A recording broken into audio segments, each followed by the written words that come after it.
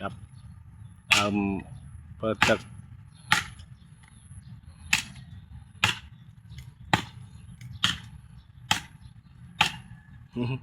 บ้านกิทอดยังกับอาซาหัวซาพี่เปิดเชื่อเลยนะบ้านทอดเกียร์แล้วก็ทอดวิ่ง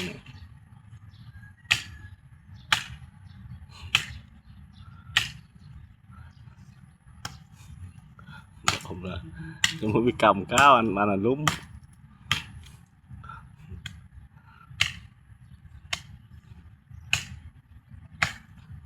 เอามาลุ้ม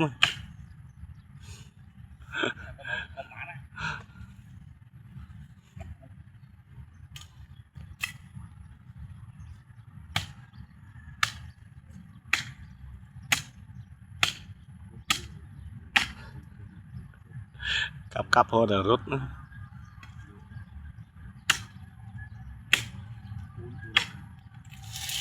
เมา